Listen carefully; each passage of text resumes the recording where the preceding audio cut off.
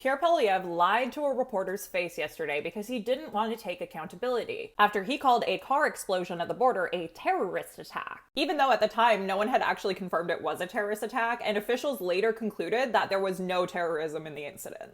Not only that, but Poilievre tried to use his lie as a gotcha moment to attack the press for clicks. I'm going to show you the clip, and then we're going to break it down. Do you think it was responsible for you to call yesterday's explosion by the customs, by the checkpoint at the Rainbow Bridge terrorism, when no U.S. or Canadian officials said that was or authorities said that was the case, and when the New York governor also said there was no evidence to suggest terrorism activity? Actually, you're wrong. You're a CP?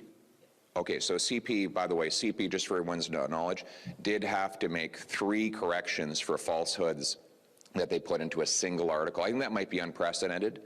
I'm actually thinking about checking with the Guinness Book of World Records to see if there's ever been a news agency that has had to issue 3 corrections for patent falsehoods that they admit they had been made in one single article, and now you've made yet another falsehood in your question.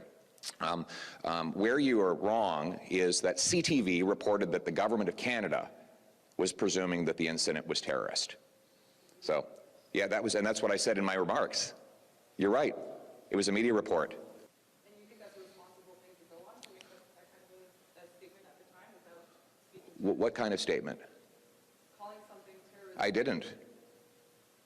I said there were media reports. So, I just hope you're not going to print something that you have to apologize for again.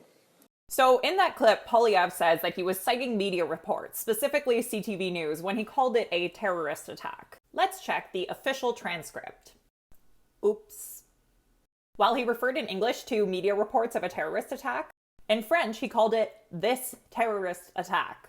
Now, on Wednesday, CTV News did report that the incident was being treated like a terrorist attack, which to me reads as a precautionary measure and certainly not as confirmation. But even that report was published 15 minutes after Poilievre spoke in the House. As far as I could find, there was only one media source that was reporting it as a terrorist attack at the time that Poilievre spoke: Fox News. Not the best source for a Canadian leader to be relying on. Anyways, in addition to showing that Poilievre is willing to bold-faced lie rather than take accountability, something that he would be far from the first politician to do, this clip is also yet another example that Poilievre is clearly going to war with the media. I guess because he's too scared to actually answer questions. So instead, he'll make up a lie that can't be fact-checked without the reporter pulling out their phone and scouring the internet for timestamps and examples, which you can't do in a live press conference.